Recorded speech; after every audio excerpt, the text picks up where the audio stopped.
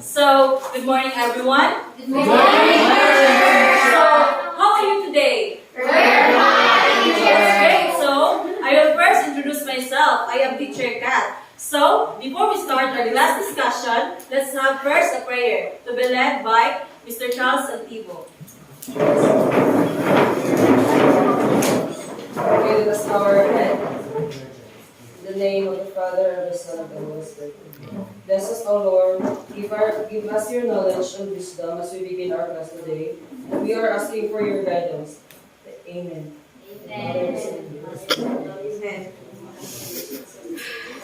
So, remain standing. So, you want some energizer? Yes, So, we have requesting Teacher Kat lead the energizer. Good morning, class. Good morning, sir. Good morning, class. By the way, teacher Ken. Before we proceed to our discussion, let's have first an energizer. No? Are you okay? Yes, sir. So this exercise is originally came from Japan. Wow. They use this exercise as their stress reliever. Are you ready? Yes, Okay. So first, step 2 is bend your knees like this. Bend your knees and make your fingers look like this.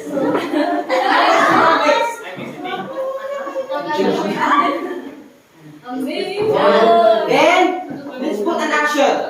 1, 2, 3, 4. 1, 2, 3, 4, and 1, 2, 3, 4. 1, 2, 3, 4. 1, 2, 3, 4. 1, 2, 3, 4. 1, 2, 3, 4. 1, 2, 3, 4. Okay, are you ready? Yes, Let's perform. In 3, 2, 1.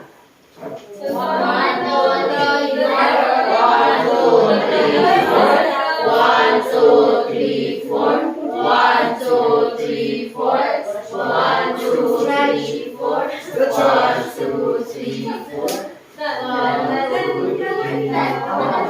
Okay, so to make our exercise very solemn, don't make any noise, keep quiet, okay? Yes, teacher.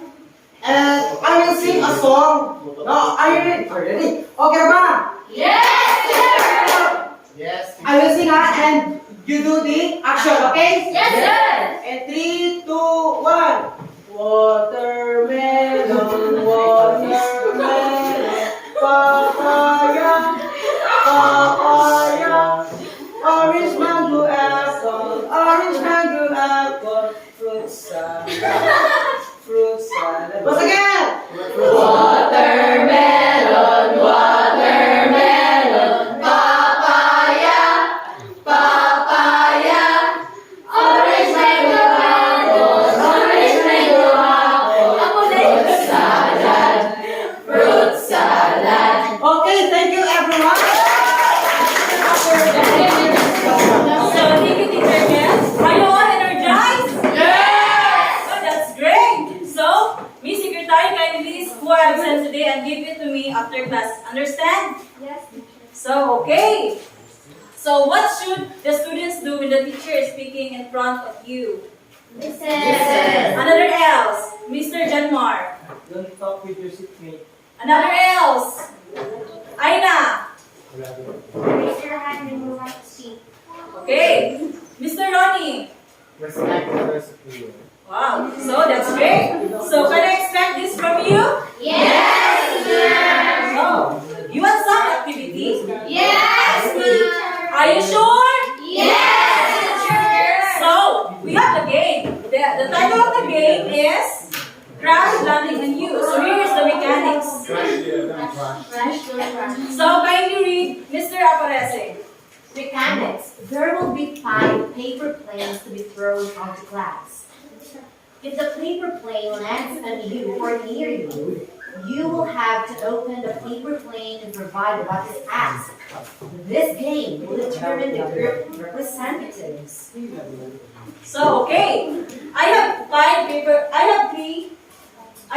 paper planes here to be drawn by Teacher Kel, Teacher Scarlett, Angel, and Irish.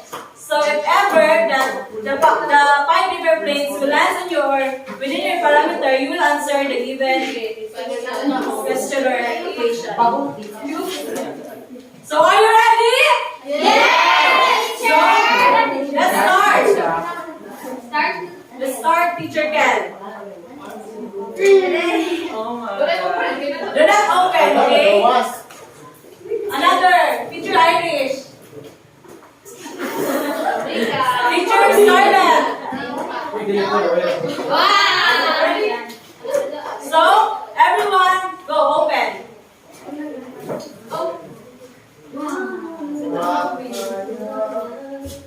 So, Miss Samantha, ready stand.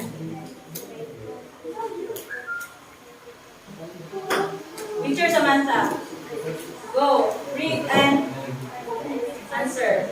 The black person on your right.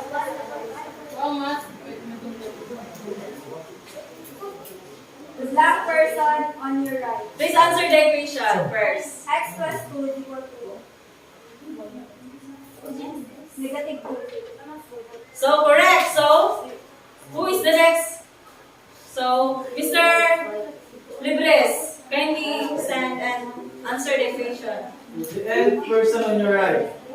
The equation is n equals to 3x minus 5. So the answer is 2. Correct. So, next, Marian Manuales, kindly stand. The nth person on your right. N is equal to 4x minus 14. So x is equal to 4. That's correct. So, Miss Mika Flores. X minus 2 when x is equal to 11. So the person black on your left is equal to 9. So, correct. Everyone got the correct answer. Please clap your hands. So, today, Teacher Angel will next to discuss. So, I am requesting Teacher Angel to next discuss. Thank you very much, Teacher Kat. Good morning, class. Good morning, teacher. I am Teacher Charles. You can call me Teacher Charles. So, did you have fun with the fun activity? Yes, teacher. Nakuan ba yung heart na nag-rush into ang plane? Yes, teacher. So, the activity that we have done is called the algebraic expression. So, can you elaborate on how to evaluate the algebraic expression since you already know naman, di ba, on how to evaluate expression since katong grade 10 ba mo? So, who wants to answer? Yes, please. So to evaluate the algebraic expression, it needs to find the value of the expression first, and when the expression is placed by a given number, it should also evaluate expression by substituting the given number for the variable in the expression and then simplify the expression using the order of product operations. Okay, very good. So, I want volunteer to answer. Na ako ihatag na example. Kung naminaw ba dito sa giyaw ni teacher ay ni Tabalga.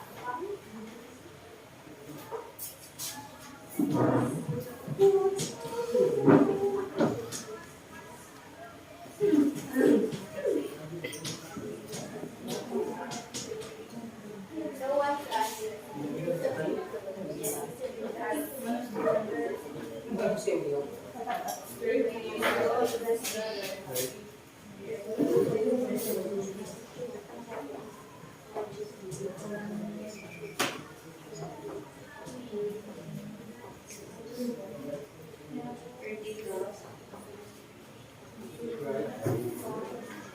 Very good, Mr. Libres.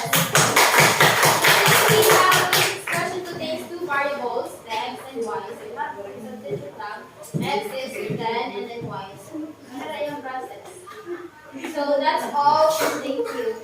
I will give the floor to Teacher Jane for the lesson practice. Okay, good afternoon once again, everyone. Good afternoon. Oh, kaya na dito po sa plano. Yes, I am Teacher Jane, and now, from the beginning of our session, Teacher Michael was executing the energizer, and I believe that you are all energized because I can see that everyone is very active and very participative. Then, are you ready to listen to our proper lesson for today? Yes, Wow, that's great. But before we will proceed, let's have some group activity muna. Is it okay with you? Yes, teacher. Okay. In this group activity, I will group you into the 3 groups. Okay. This will be the group 1, this area, then the group 2, and this will be the group 3. And this time, we will try to evaluate functions. Yes, we will try to evaluate functions. And since you are already grouped, I have some questions. Did you already downloaded the teaching board application? Yes, teacher. Can I see in this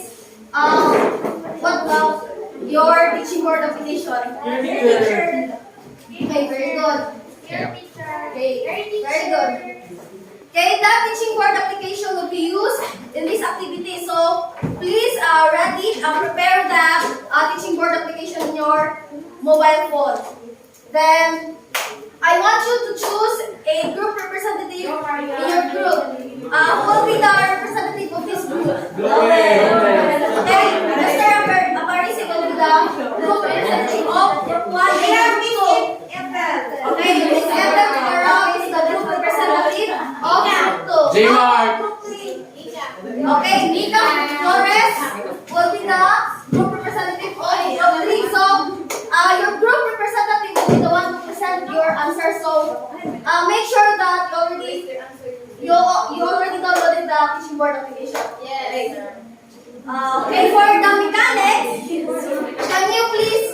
everyone, can you please read the instruction? Each group will evaluate functions and the group representative will stand up and raise their answer using teaching board app In their cell phone. The group who has accumulated many stars will be the winner. Is it the instruction here? Yes. Okay. So the group who has accumulated many stars will be the winner. So this is paunhanay siya. So dapat paunhanay mo kanang raise sa inyong cellphone with the teaching board application. Dito dapat ibutang ang inyong answer. So understand? Yes. Okay. Now let's start. Are you ready? Yes. Okay. Please. Number one. Okay. So.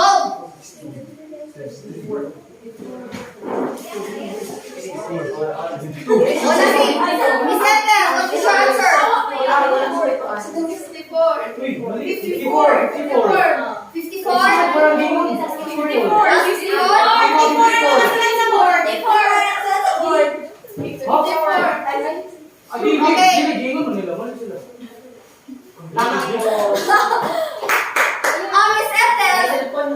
Miss Ethel, tagarang na kauna, pero wrong ang iyahang answer niya. Is correct. And the second group na naka-raise, which is Mr. Perez, the representative of group 1, got the correct answer. So, even if ikaw na kauna, pero maliwan yung answer, siya so, group 1 get the score. So, group 1 will have the star, got as 1. Okay, next. Correct ang answer, no? Correct answer 54. Next. Okay, go so. Let's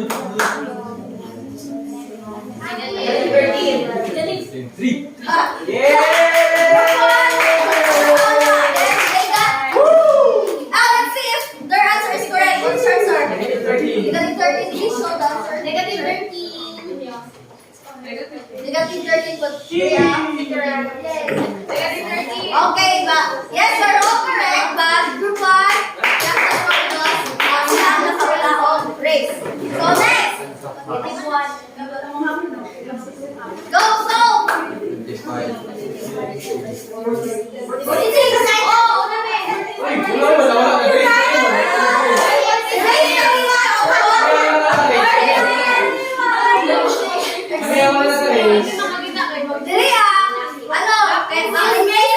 Makatao, dapat si Mr.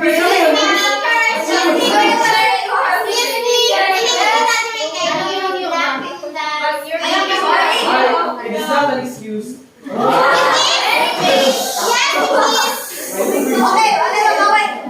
Okay, group 2 got the correct answer. Okay, then 46. So, tama yung answer of 46. So, wala yung naka-score diri ang most answer. Teacher. 1, tapos diri ang 2. So, teacher Oh, sino siya? Okay, let's give fireworks clap for group 1. Please stand up. So, kanyang fireworks club is different from the other fireworks. Wow. Dear phrase. Yes. So, yan. This will be the fireworks club. 1, 2, 3. 1, 2, 3. 1, 2, 3.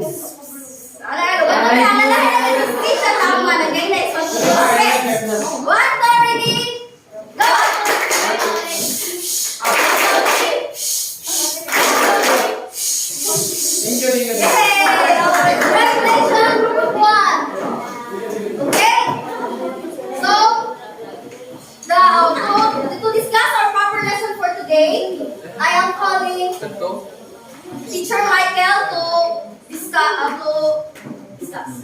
Once again, good morning, class. Good morning. So let's proceed to the proper discussion. So our topic for today's meeting is all about evaluating function. Okay. So what is evaluating function?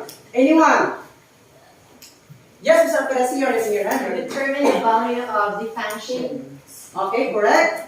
Next slide, please. Okay, so evaluating function, it is determining the value of the function at the number assigned to a given variable. Okay, so let's try to solve an example. F of x equals 2x plus 4. Then find the value of the function where x is equal to 3. So first, write the function x plus 4 and then substitute the value of x. So F of 3 3 is equals 2 plus 4. F of equals 2 times 3? 6 plus 4 10 equals 2. Then, kaya kasi yan ang evaluating function. Okay, so let's try another example. F of x is equal to 3x squared plus 7. Find the value of the function if x is equal to negative 3. Please answer, Mr. Debres. 34.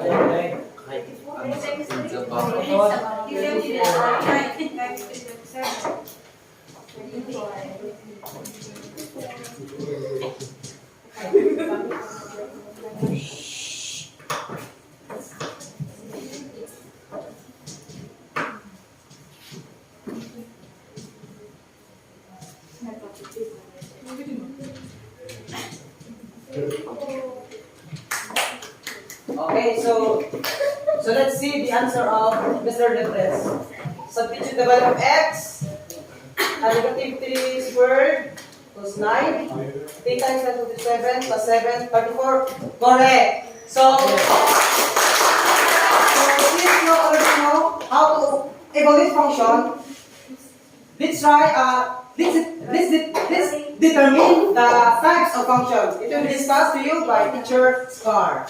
So, since Teacher Kel have already discussed to you what is evaluating function and the steps on how to evaluate function, I am Teacher Scar and I will be introducing to you the 4 types of function. The first one is into function. We have here set A and set B. What can you observe between the two sets, Mr. Perez? I am familiar with.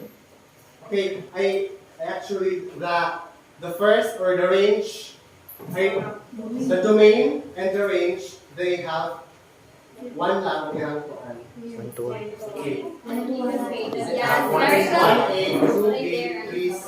Yes, very well, Mr. Perez. So in set A, we have elements. We have only 3 elements. While in set B, we have 4 elements. In set A, 1, 2, 3. We have here, and then in B, we have A, B, C, and D. And as you can see, 1 is mapped into A, 2 is mapped into B, 3 is mapped into C, while D is not mapped into any element from set A. So, but remember that when an element in set B has no pre-image in set A, we call it into function.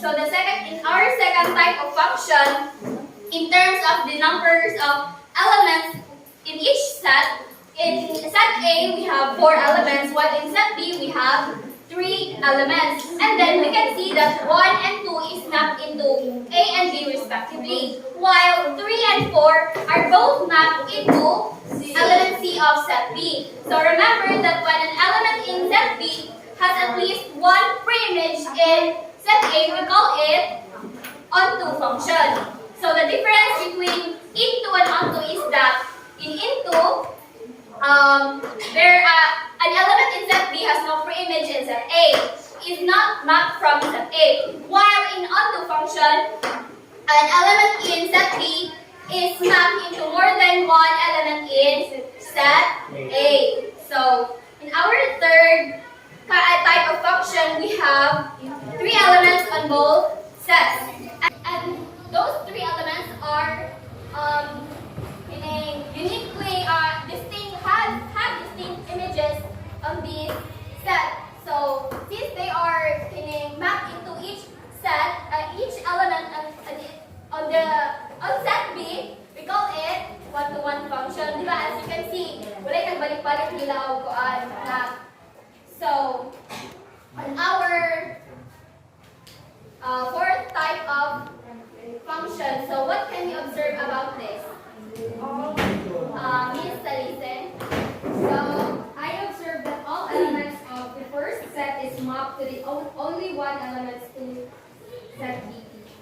Okay, very well, Miss Salisen. So, all of the elements in set B correspond to the only one element of set A and set B. So, set A and set B.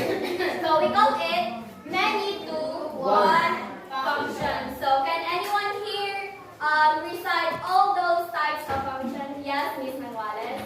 So the 4 types of function are into function, onto function, one-to-one function, and individual function. Very good, Miss Manuales. Let's give a clap to Miss Manuales.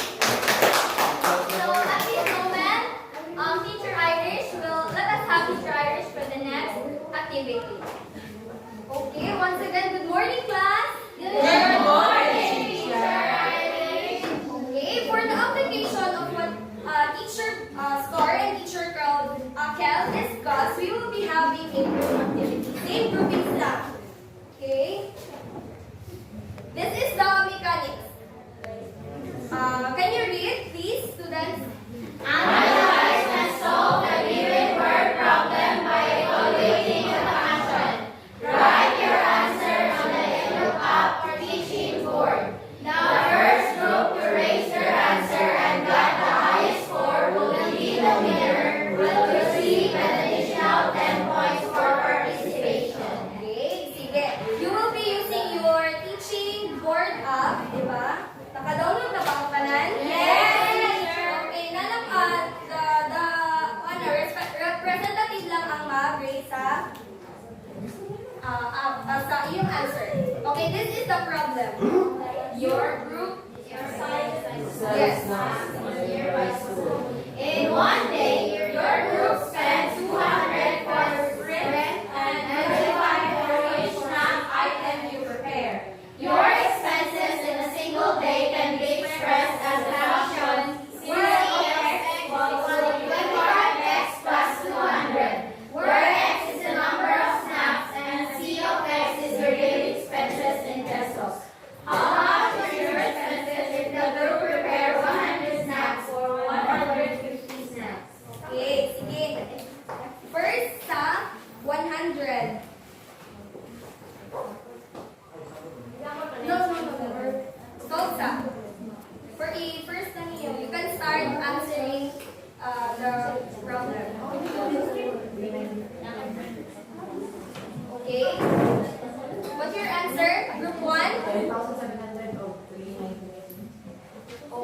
got the correct answer. Sige.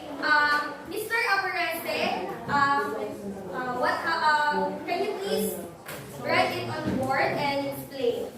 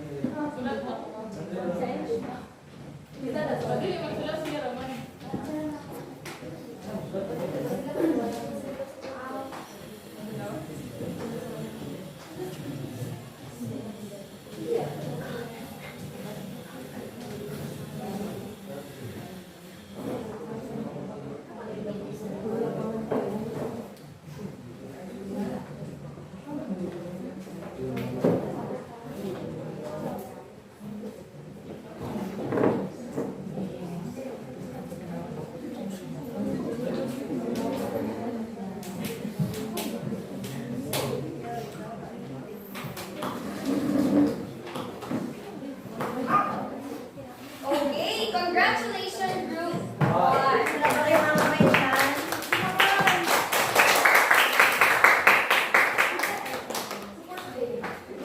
Okay.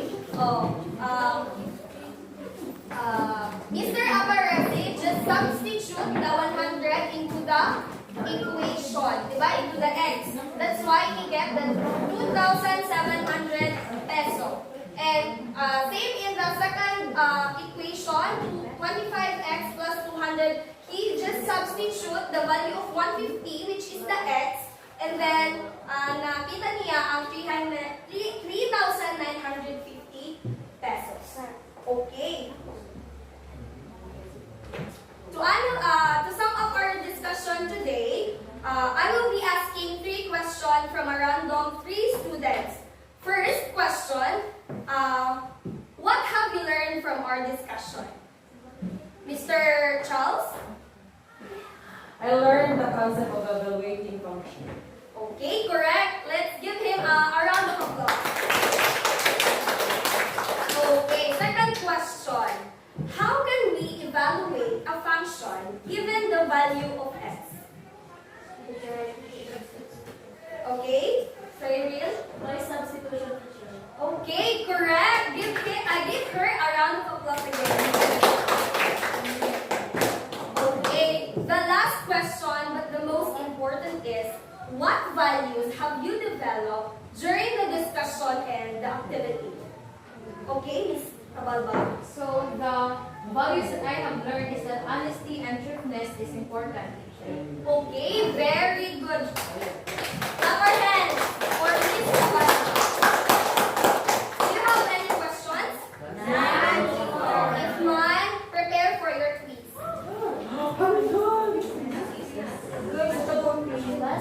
Good morning, class. Good morning, teacher. I am teacher Darlene. And since teacher Kel and teacher Scar are done discussing the functions, I saw that all of you are listening and understood the topic already. So please get 1/2 crosswise. And 100%. So here is the instruction. Write true if the indicated answer and solution is correct. If not, rewrite the solution to arrive with the correct answer on your app. So, answer in the following. I will give you 5 minutes to do this. Okay, so time's up. Finish or not finish, pass your paper.